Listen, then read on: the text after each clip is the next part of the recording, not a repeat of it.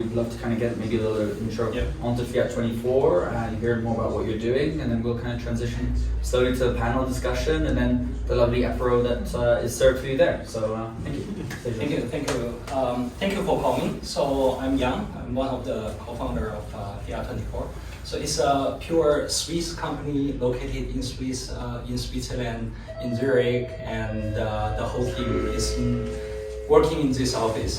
So what we are doing, I have been asked many times what we are doing. So what we are trying to do is to minimize the bank running operation cost by leveraging the power of blockchain. So we build a kind of core banking system, but without any dedicated server for client data. So we book everything on blockchain, specifically on the layer 2 of Ethereum protocol. So using this kind of application, and you can easily convert your crypto to fiat. And you see, this is our kind of e-banking portal, but the difference is that you don't have like any login credentials. You don't have like a login name or password where you can type in and go, enter into your e-banking and see your balance. Instead, this is a pure DeFi usabilities. The first thing you need to do is to connect with your wallet. The crypto wallet is the final kind of approval to get into your e-banking portal. For example, I'm using the Coinbase wallet, and when I scan it and sign the transaction in my crypto wallet, I can log into my balance. Just hiding the balance there. Yeah, or I use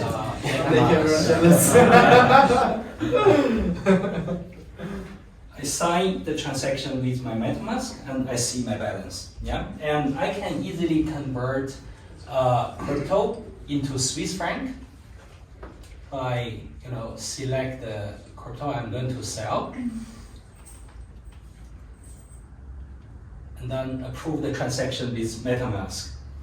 And the magic is that all transactions are booked and transact on blockchain run by smart contract.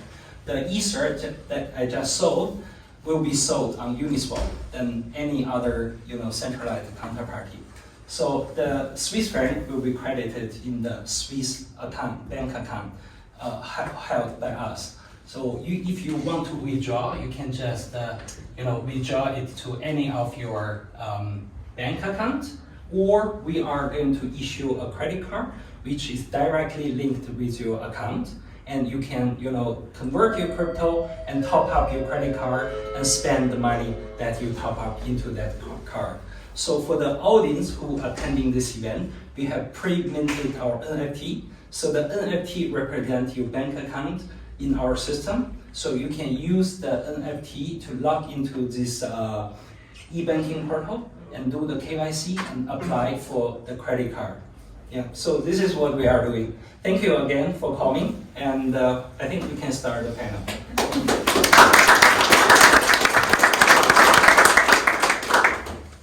Alrighty, wonderful. Thank you so much. Once again, there's a seat here and a seat there. If someone wants to sit down. No, don't have to all jump onto it. Sure. Everyone wants to be fit, I guess. Fantastic. So, Yang, thank you so much, and thank you so much for hosting us in your wonderful office. Topic is going to be the Bankless future. We'd love to get it as engaged as possible from the audience. It's kind of, let's say, as Yang said before, we're amongst friends here, so don't hesitate to kind of raise your hand and kind of get involved. We have some great panelists here today, Andreas, Shirley, and of course Yang. Maybe we just start off a little bit by getting a little bit of an intro from yourselves, what you do, how you first got into the space, and some updates, and even maybe a little bit of sentiment of how you're currently feeling. Yeah, sure. So my name is Andres. Me personally, I'm in the crypto space since now I think 6 or 7 years. So I started, I think as everyone here, as an investor, getting kind of like used to the technology. I started learning a lot about it, and then when the first real bear market was hitting, it got me even more interested, right? So a lot of people were washed out, a lot of people who just were in for the money, and then it was only people who were actually interested in the technology. So I was a developer myself earlier, and in 2021, after discovering DeFi in 2019 and getting like very used to it, obviously every time when you discover something new, you start talking to other people, you want to show them the technology. No one got it, right? Everyone was like, what are you showing me? MetaMask, here LP tokens, investing, yield, where is it coming from? It was very an unusual thing for a lot of people, and we saw the opportunity. We wanted to contribute. We think that DeFi is going to stay. We think DeFi is going to adapt, going to advance, and we want to be one of the players who actually bring it to the masses, and that's when we created our company Grisify. Grisify has the goal to make DeFi accessible for everyone by making it easy and understandable to use. Yeah, that's basically it. That's our mission. That's what we are fighting for every day, to make the space easier, because it's very complex. It needs a lot of improvements, and yeah, general sentiment. To be honest, I don't see any kind of sentiment shift in the next 1.5 years. Sorry for that, right? I mean, everyone is hoping and wishing for the next bull run. But I think we need to wait maybe 1.5, maybe 2 years if it's getting really tough. I think there is lots of things on the regulation side that needs to happen. I think things like FTX, people still need to like realize what happened. But in general, I'm still very bullish, very optimistic on the long run. Yeah.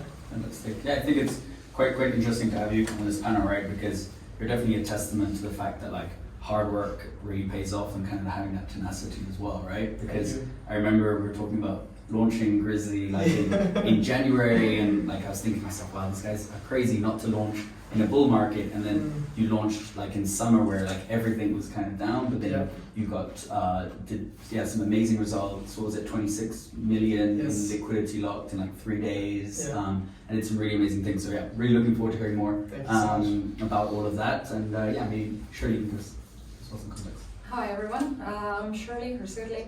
I'm originally from Estonia, which is the world's most advanced public services being offered on blockchain since 20 years already. So I've pretty much grown up with that, and so like health records, e-voting, everything is facilitated by private blockchain. And moved to Zug 5 years ago, where I've been based at, and I got into crypto privately end of 2016, also like investing in a relatively early stage, and I saw that there's an opportunity to grow an expertise in a new emerging technology, and since I moved to Zug, I've been working in the crypto space. I started off in a crypto mining investment firm.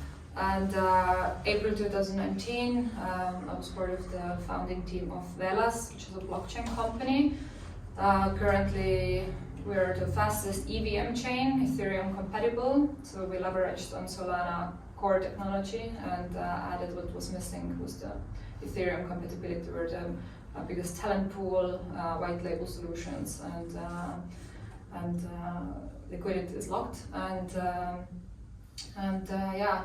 Beginning of this year, we launched a Ferrari partnership, so we're their exclusive blockchain and technical solutions partner for several next years. And what else? Okay, so Velas is a spin-off of Coin Payments, which is world's first and largest payment processing platform, crypto payment processing platform from 2013. So we have like proven track record. So we have built some in-house decentralized solutions and products, decentralized wallets, non-custodial wallets, where one can stake, hold, transact assets, not just Velas coin, but all the other bigger protocol coins as well. We have some bridges to bridge between different chains integrated in the wallet, and decentralized social media platform, decentralized account called Velas account, which can be used for easy login to Web3 applications that use your biometric data. That's pretty much it for now, for intro. Fantastic. Just that little bit. Yeah.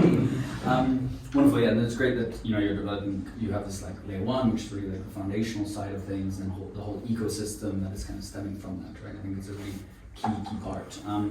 Wonderful. Thank you. And I guess we'll kind of maybe skip your intro unless you want to. Yeah. So I keep it short. So I'm, as mentioned, one of the co-founder of Fiat24. And before Fiat24, so this is the second company. So with the first company we set up in 2017, this was an investment company focusing on secondary market in crypto space. So and back to that one, so we were together with my co-founder, we were working for banking industry many years. And since we touched crypto in 2016, and we realized this is, very similar to securities or the capital market, and sooner or later it will be regulated. And then in 2018, we founded this company and started applying for the fintech license and security dealer license in Switzerland, because there is a very clear framework in Switzerland since almost 2015. So how to do ICO, how to issue stablecoin, this and that. And Switzerland turns out still the most crypto-friendly space, in my opinion. And last year we got the fintech license from the Swiss regulator, and what we are trying to do is to change the way how banks operate. So moving from server to blockchain. Wonderful, thank you. Great. Now you have a little bit of context on like why these fine people are here in front of you, and you'll get all the chances in a bit to be able to ask them some questions. But if we deep dive a little bit, right, the topic today is the bankless future, removing legacy financial institutions from our lives. I said I wanted to kind of make it as interactive as possible, so maybe we can show like a raise of hands. How many of you in this room believe that we're going to be living in a bankless future, let's say? Give like a time frame. I'm going to say 20 years, maybe like what, 30, 40 years? I mean, I don't know. Let's say in 40 years' time, will we be living in a bankless future? Raise of hands. You're assuming that the world will still exist. Or rather, that human beings will still populate it. So there will no longer be any banks. So I'm going to take that as you raising your hand there. So I'm taking it that people still believe that there are going to be banks around. Which define bank. Exactly. I think that's the key, right? Yes. Because I've listened to. I've been talking to Fiat24 for a while. I think you guys are doing something really cool. I know Vela, we've met in Zoom before, and I know what people are doing in this area. But define bank, because is bank a payment services? Is it an aggregate? Like I would call most of the fintechs aggregation of convenience. You are nothing more than lipstick on a pig. You are simply. I presume I'm prettier than that, but they're an aggregation of convenience. So what is banking in the definition? Maturity transformation, Yeah. really. Yeah, so I mean, And this will still exist, probably. But people are still going to want somebody who can help them to like a DeFi market. They're still going to want someone who can help them to understand how to apply something. Yeah. So define bank. Completely agreed, and I think you went straight to my point there, Greg, actually on like what is the purpose of a bank today, even, right? And kind of how can we kind of evolve from that premise? And I think one of the sides of a bank is kind of that customer service, right? You go there and there's no such thing as a Bitcoin hotline, for example, right? We were talking about this just before. You can't kind of go in and just kind of pull up. So maybe we can talk a little bit about the customer service side, even like the community side of things, and how you're kind of betting that side. But maybe you have some points. I think for me, bank is the intermediary of trust. It's the so-called trusted third party. Because if, for example, I trust you, I can just lend my money to you. Why I put my money with bank, and bank lend it to you, and bank earns the margin? Because the trust is not there. So you trust the bank, I trust bank. So the bank is the trusted third party. So a world that is bankless, what I can imagine is that instead of we trust a centralized institution or physical bank, we trust something else, but the trust has to be there. It's just changing from this bank to another medium, and we trust, for example, protocol more than kind of very posh bank in the city center. Yeah, But this runs to the point of everything that's happened with FTX. It's why I think what you guys are doing in Fiat 24 is valuable, because where we can look at this, we say, okay, what does DLT do? It does nothing apart from one incredible thing, and that's allow us to trust the message, not the messenger. However, there are going to remain instances in all sorts of different capacities where we are still going to have to trust an intermediary. And in that position, the whole thing with FTX, and I've been saying this for 6 years, not 6 days, was an accident waiting to happen. We're seeing the same thing with the layer 2s. You've got this consolidation and centralization to a body that has no oversight, no regulation, no auditing, no capital reserves, etc., etc., etc. And what we need to see is more of what you guys are doing, where you're saying, okay, well look, we're going to step in to do this thing, and we're going to keep adding functionality and capacity to that. But we accept that there are things that we do that require you to trust that we are a worthy counterparty in this regard. And that's the bit I think as an industry we need to be grown up enough to recognize those points, and also challenge where decentralization still has a role but is being dismissed. No, and I think one of your points there, the side of control, right? And we were discussing a little bit this before, right? Whereas you have no control over any of that money that's been put into Christie. So maybe you can give a little bit of context there as to the conversation we were having before, as like you as the CEO, you can't go and just kind of like take any of those funds or mislabel them as someone stated recently. Yeah, and I think that's the difficult thing right now. I mean, you have this triangle in the blockchain space. You either have a very decentralized system, a very fast system, a very cheap system, right? And I think there is the race between all of these different layer ones, right? Do you want to be the most decentralized one? Do you want to be a very fast one? Or do you want to be all three of them? Although that's not really possible. That's what everyone says they are, but it's like, yeah, exactly. But it's really hard, right? And I think we need to find this clear ground. I think things like these FTX scenarios, also Mt. Gox. I mean, it was like 8 years ago now. People forgot, but that was insane what happened back then, and it's repeating like almost in the same fashion. And I believe that more and more people will see value in having control over their assets, and now it's kind of like a race between banks or centralized finance and decentralized finance.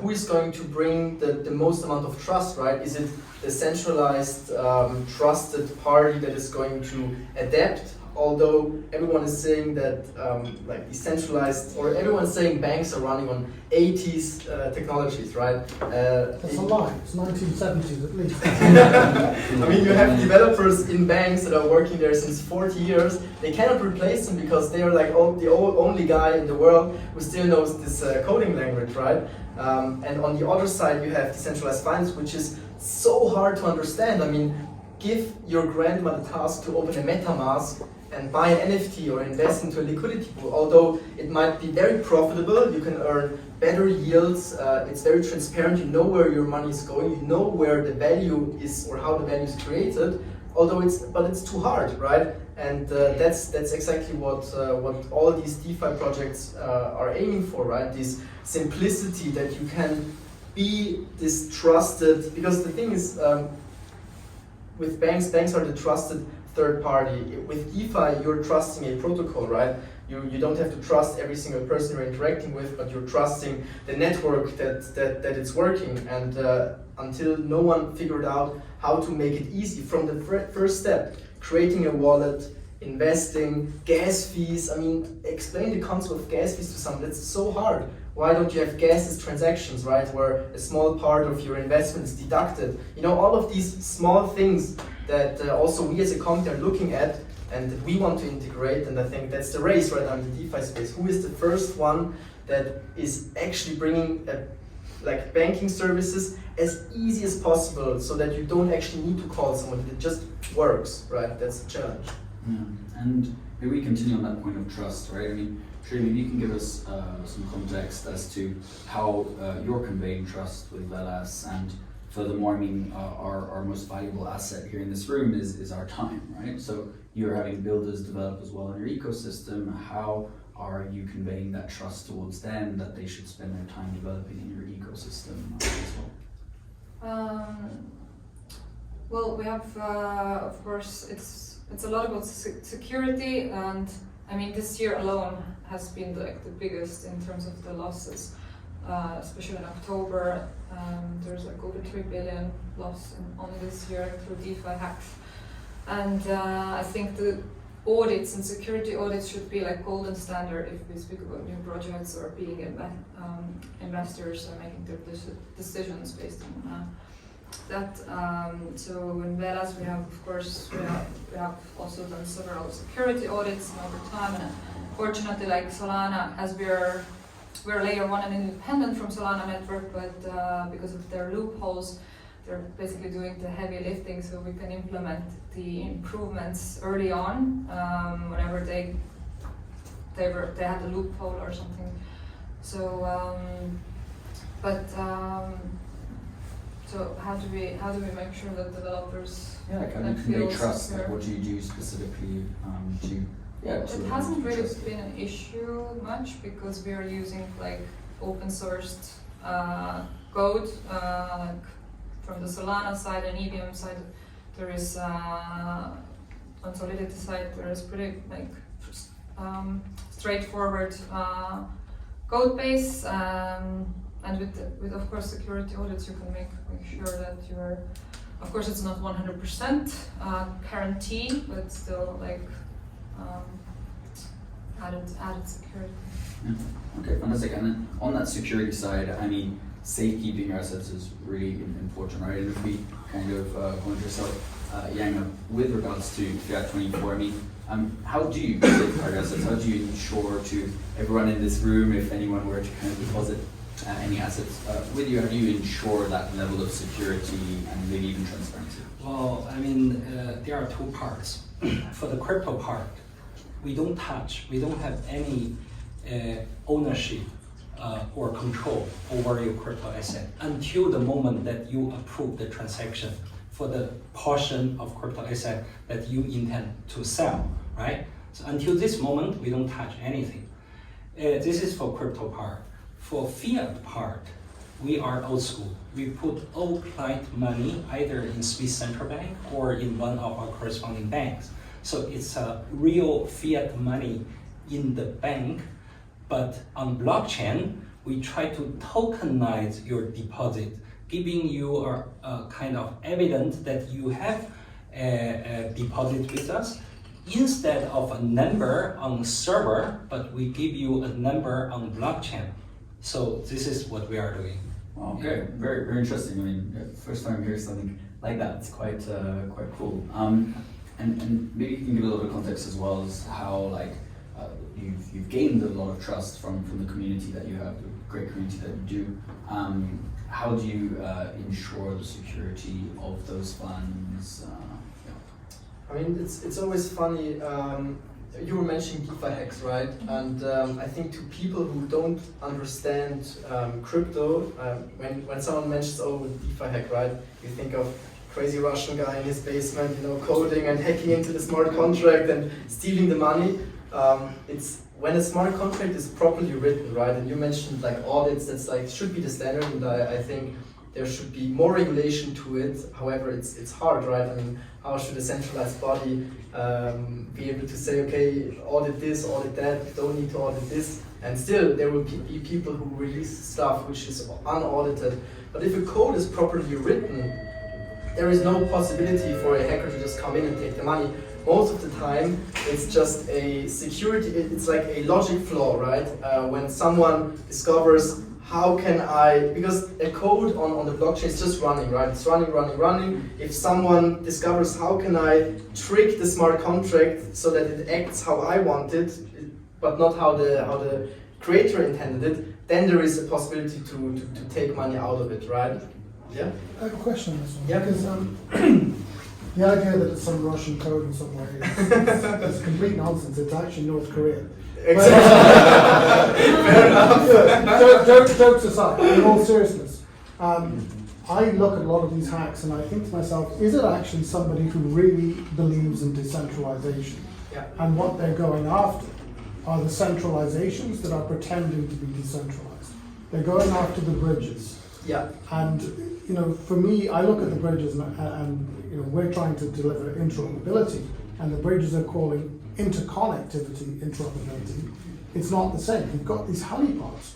And I sometimes wonder, are the people attacking these things not criminals in the sense that, more like Robin Hood type behavior, in that what they're really trying to do is address the fact that this is wrong. Yeah, this yeah. is not what DeFi is meant to be about. This is not what decentralization is about. Either they're like philosophical Robin Hood, or they just want the money, right? No, but I'm not sure. You know, I look at them, I'm just not sure, I because understand. I think, why do they keep doing this? Yeah. Because the security levels are still going up. The Yeah. honeypots are really hard to hold on to.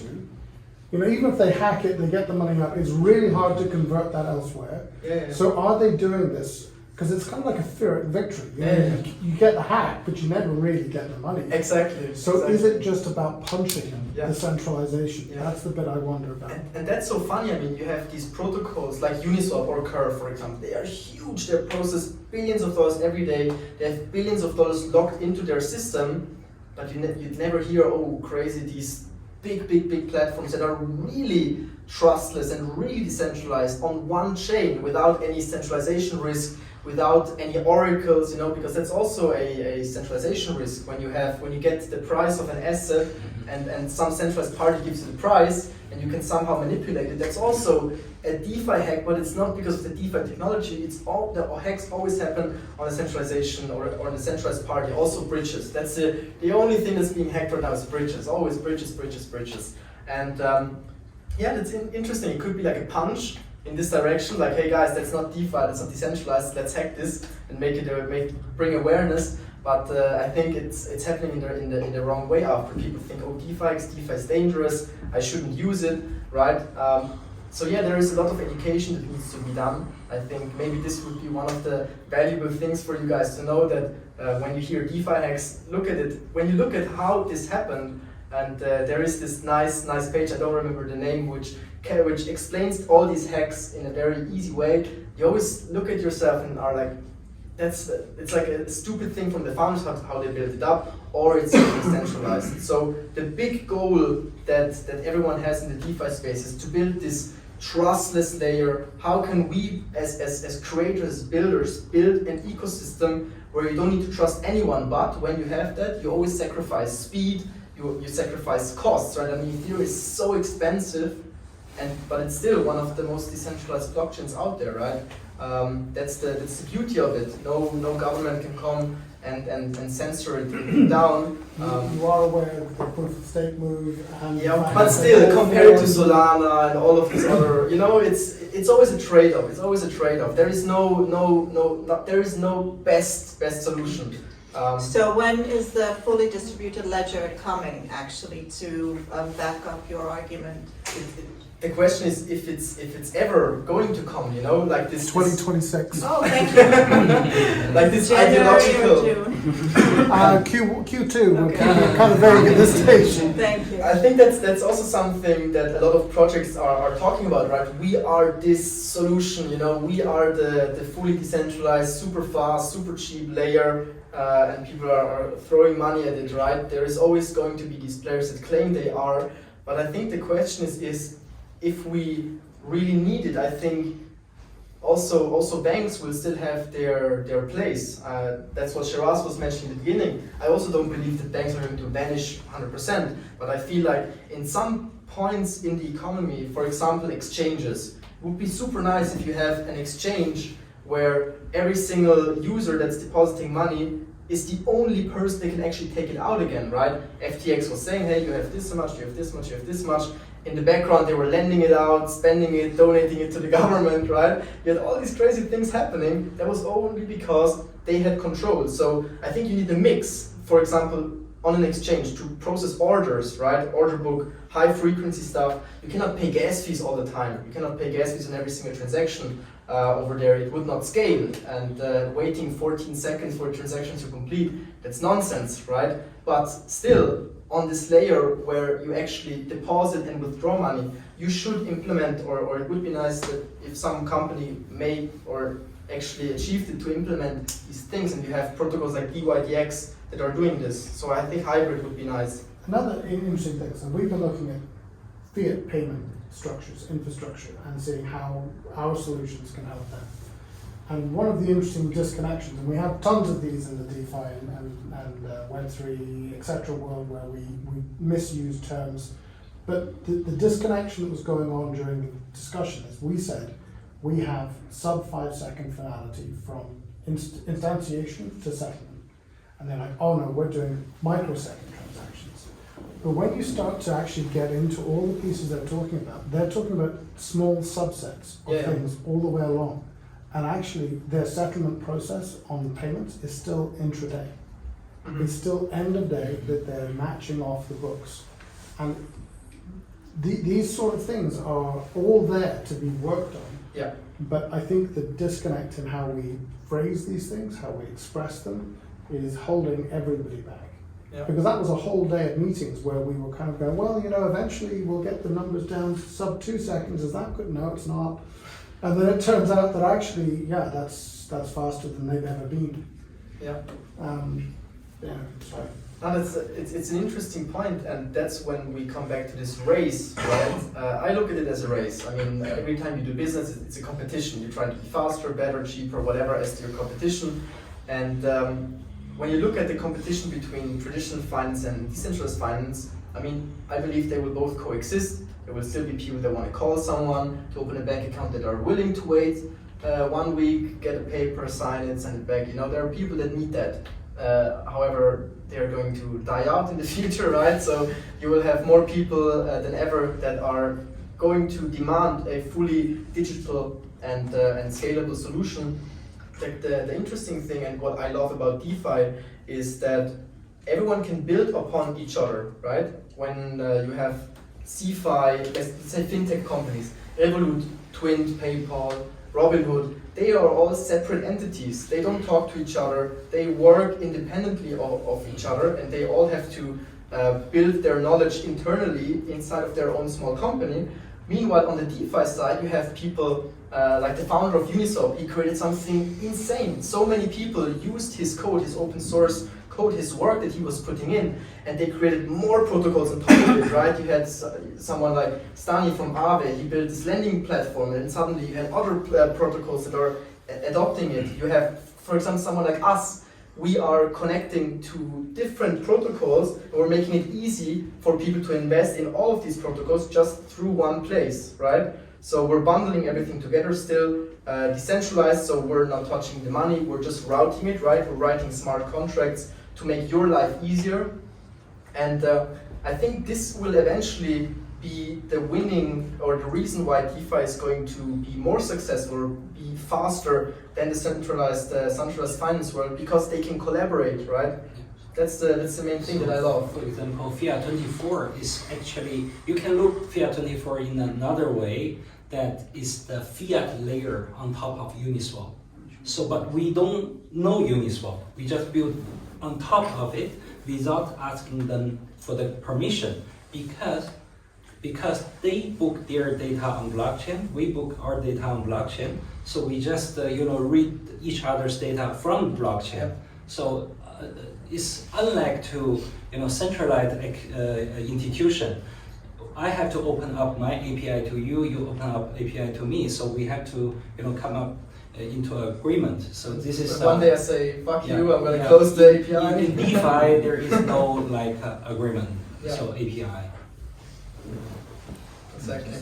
No, thank you. Thanks for those comments. I mean, we come back to one of the ones on like developing this out, right? As you mentioned, you have this kind of laying one of this base, this foundation to be able to do so, and making sure from that point, building out the ecosystem that you are.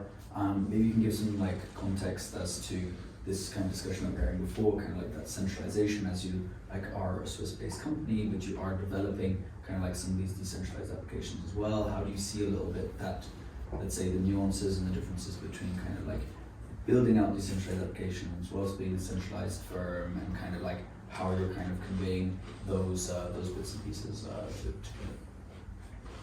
Well, well, aside from the products we built in-house, I mean, our goal was to give the content creators, users, people back ownership over their data, and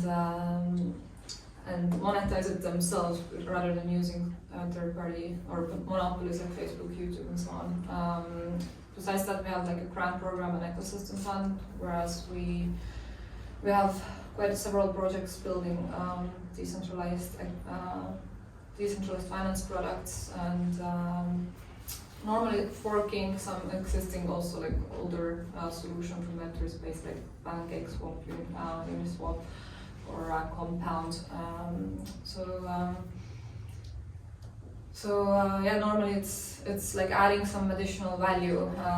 You can take the existing solution and bringing something on the market, and I think it's I love like how this Web3 ecosystem is collaborating and organically bringing more value based on existing solutions. So. Yeah. I have a question to you. Where do you see Velas in the future, let's say in 5 years, next to Ethereum, Solana, Cardano? Where's the space for Velas? Curious to hear. Well, we're competing more with the EVM and the Ethereum ecosystem rather than Solana. Of course, we see us in the top 5 in the upcoming years. So gathering this market share from the Ethereum talent pool and liquidity is our goal. Well, we're coming out with full cross-chain compatibility, but as mentioned, like it's very tricky in terms of how to provide maximum security. So that should be the next step in the roadmap. So eventually you'll be able to transfer all the bigger protocol assets via Velas chain at 0.001 cost, and instant transaction finality and the throughput that Solana has provided. So that's our next goal, and I think one of the protocols that have this united ecosystem or like full cross-chain will prosper in the future, in the near future. Fantastic. Yeah, thank you. And if we kind of go into kind of like that question side of thing now, the Q&A side of things very, very shortly, but if we kind of like close on some of the elements that you mentioned, Andres, and I was speaking to an investor earlier on today, was essentially telling me that way back when they preferred to sign contracts in writing, right? You have a pen on the contract, and it's like there. And now we're seeing this transition where investors are like, oh, well, I don't want to sign this paper because I might lose it, right? I'm going to take my flight, if someone steals my bag, then it's gone. And it's like, oh, just send me a DocuSign. So I think there are still some industries where we're kind of like moving towards that digitalization, and then hopefully kind of the DeFi space now is kind of very new, but then people will prefer to use these more decentralized applications than the centralized ones. And they will become used to it, right? Just become the new norm. So let's see if there's a bankless future that awaits I think us. DID will be, very popular in the next upcoming years. So everybody will have either government issued ID in the form of NFT, or like a centralized company issue. So, and then you can use this NFT to sign something, like contract. Yeah, I mean, imagine when Apple will release a wallet. Wow, this would be that insane. would be big. They will release a wallet, and suddenly everyone is using crypto. Massive option. That would be massive option one day.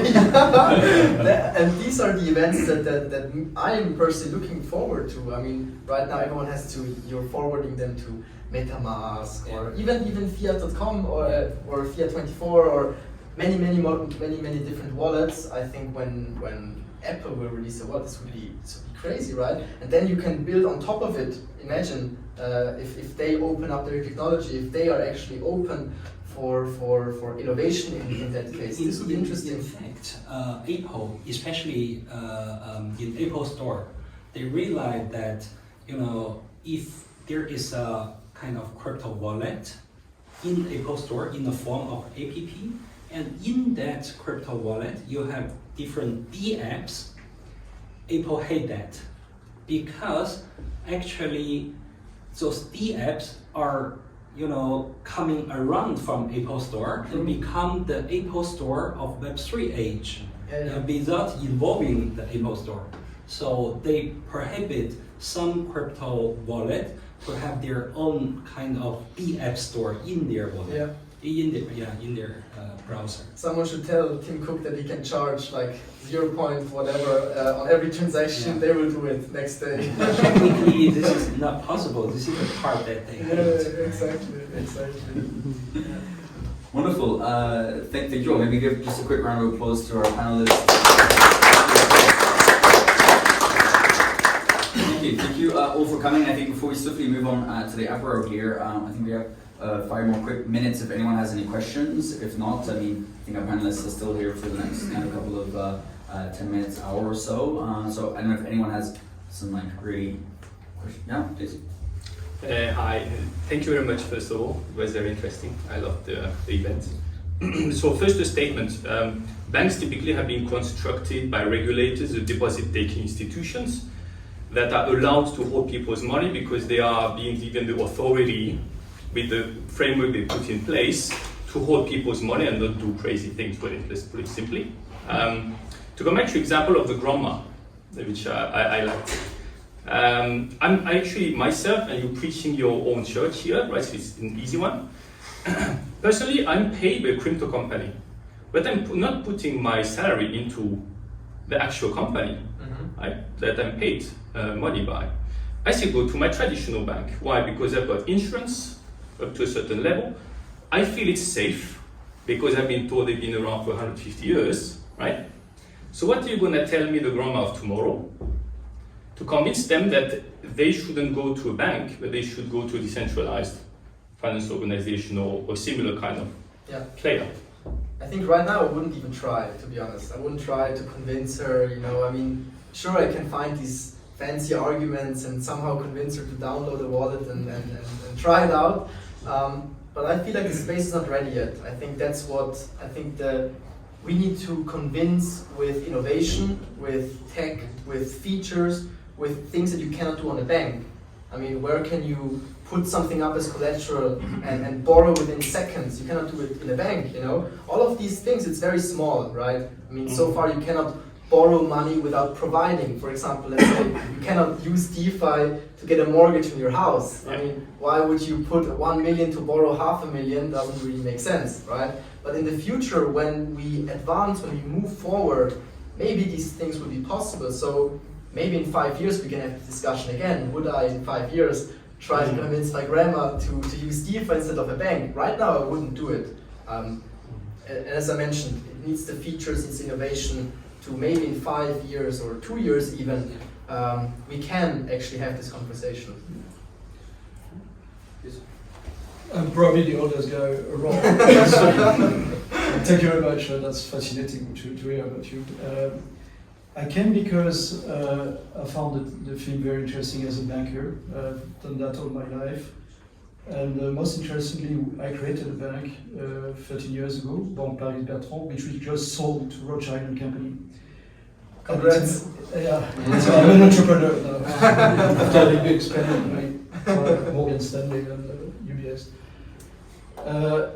I'm fascinated that you are spending so much time trying to duplicate the banking system, and the banking system which is at the low end of the value-add chain.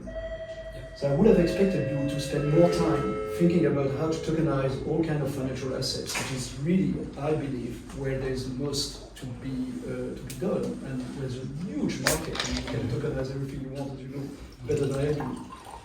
And the risk is that if you try to emulate banks, they will do the same, because they will just, as we do, I'm executive chairman of Rothschild & Company, it's not a secret, but we're all looking at the blockchain in order to make us more competitive. We're not started yet. All the big banks will do the same, so at the end of the day, that will be razor-thin margins, very low. It's kind of a commodity payment, it's commodity business. Okay, on huge volumes. Apple might have a go in this business. But I'm fascinated that you are trying to compete against the big boys. they are going to do it over and over because they have to do it. Otherwise, they will disappear. And I was also quite pleased to see that no one believes the bank is going to disappear because there are capital market things, there are all kinds of things that we have not discussed today, which are going to be very difficult for us. It's a different job. It's a really different job. So I think, but again, this is coming from somebody knowing nothing about blockchain and token and other things like that, and I was very fascinated. I have to learn more. And I'm actually based now in Zug. I moved from Geneva. The bank was a Swiss private bank in Luxembourg and in Switzerland, and I decided now to move to Zug to be to try to understand and to try to meet people. But I think what you should do is really focus on how you can do things that the banks don't do today. Don't try to emulate the low end of the market, which is the commodity part of the market. And of course, there are huge challenges. I mean, the trust, the cost, to avoid the TFX of this world and all these kinds. I mean, you are going to suffer. Go up, don't go down. That's my little comment I wanted to make tonight. Yeah. Interesting. I would say back to you this, I've been talking to banks for 20 years.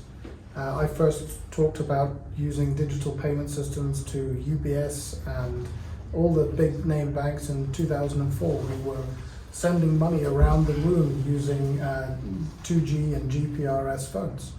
And the thing that I was saying to the banks then, and to the opposite of what you're saying, is actually your entire stack is built from the 1970s up like a Frankensteinian mess. It works despite the system, not because of the system. The people who work in the back offices, middle office, the front office people like me and you used to ignore, they're the reasons why everything works. Yeah. And actually, there's a huge value add to be had. And actually, the best person to explain this, when I was explaining the frustrations I was having, explaining this to big banks, to my mother. And my mother turned around in her infinite country wisdom and said, that's like the mission. So Robert De Niro and Jeremy Irons. Jeremy Irons is this Jesuit priest in his pajamas with a sword and a cross. And Robert De Niro is this Spanish conquistador with all of the armor to fight a 15th, 16th century battle in Europe. So the guy in the pajamas, of course, he goes straight up the mountain. He's unencumbered. But Robert De Niro is trying to pull all of his equipment up with him all the way. And the point that I've been saying to banks for 20 years is, guys, you're Robert De Niro. You're trying to haul all this stuff up the mountain that you no longer need. And these are the transitions that I think blockchain, DLT can transform. Absolutely. The other end of that is that when you start to think about, well, if you really think that the DeFi market is going to work, how is it going to work? Because take a guy in the town that I come from. There's plenty of businesses, farms there. Which one of them knows how to put together an application to fund an extension to their chicken houses? Sure. None of them, right? So who are they going to go to? Look, I remember explaining this, testing this with a bunch of bankers 15 years ago, and I said, okay, in the Great Storm of '84, 2 of our chicken houses were leveled. My father was in Saudi Arabia, in Riyadh. The bank is in rural Ireland, the house, the farm, all rural Ireland. It took 3 weeks to get the paperwork to go from Clones to Riyadh, and 3 more weeks for it to go back again, by which time all the money my father had borrowed over the phone with the banker was spent. Why wasn't it a problem? And the answer is because everybody who was involved knew each other. And this is effectively what DeFi is kind of making it possible, is that sort of transactional capacity. But ultimately, the role of somebody who can help you to craft and funnel that application. PJ in the bank, he sat there and said, yeah, Anthony, that's no problem. You need 80,000 punts back when that was a lot of money. We can facilitate that. I'll take care of all the paperwork for you. The money will be in the account tomorrow. That has a value and will always have a value. And that's what the banks need to focus on, because, and everybody in this space, because if you think about it, it's the aggregation of convenience. And whilst I knock that for the likes of Revolut, etc., because I don't think they're actually transforming the substrate, in DLT we have the opportunity to change both. We can change the infrastructure itself and make it really transparent. We can remove, there are bigger questions then to be asked. Do we move to a narrow banking model? Do we continue to work on the basis that we have? These are big fundamental questions that run to the societal level. But beyond that, right here in this room, we have the ability to change the infrastructure. We have the ability to look at how we add value, and by aggregating convenience or by providing capacity and advice, these are valuable. Yeah.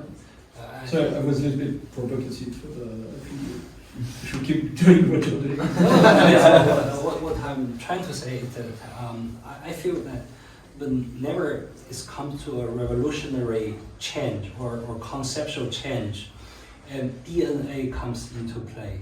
I think why Mercedes didn't, invent the first e-car, but rather Tesla. Yeah. So if you use a totally new technology, you need DNA to be more creative. So you mentioned you work for UBS, me too.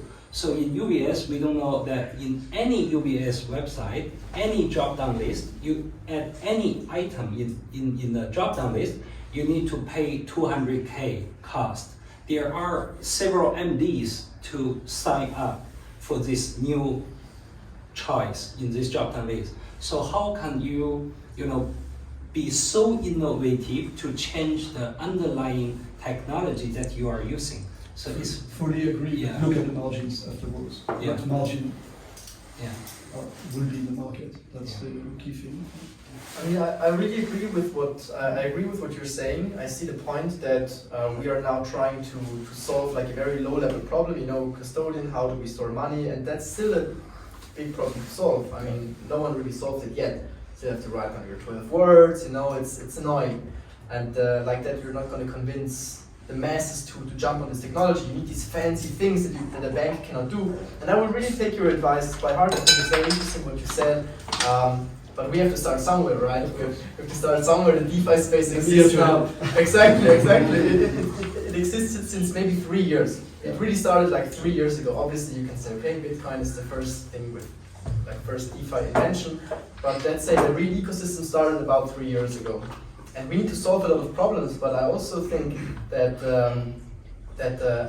everything is dependent on each other. That's what I meant before when I say the space is collaborating with each other and growing exponentially. The more people join it, the more people work on it, the faster it grows. It's crazy how fast things are going. Even for me, who is in there for like every day. I wake up with blockchain in my mind and I go to bed again with the same thoughts, right? But still there is things happening that I don't see. And the nice thing is that all these questions that we are asking ourselves and that we want to improve on this fundamental level, you can then work on tokenizing things. So we, for example, were really interested in real estate tokenization, for example. Why? For me, as I'm a classic Gen X, right? I want everything now, fast delivery, download now. I don't want to wait. I get nervous when I have to wait for things, right? And why do I have to go to the bank, apply for a mortgage, talk to the lawyer? I don't want to buy real estate. I want to do it. It bores me, right? Why can't I just connect my MetaMask, buy a token, I'm invested, and get some share of what this real estate is generating? Things like that are things that the bank cannot do, won't do, because it's too advanced. And I feel like maybe in the future, when we are at this level of discussion, maybe this could be a turning point for when more people join this decentralized space. Definitely. Yeah. Wonderful. Maybe it is the turning point. I'm sure there are more questions in the room, but wonderful. Thank you all so much for being here. Thank you all for being here again, and let's start the apero. Thank you. Thank you.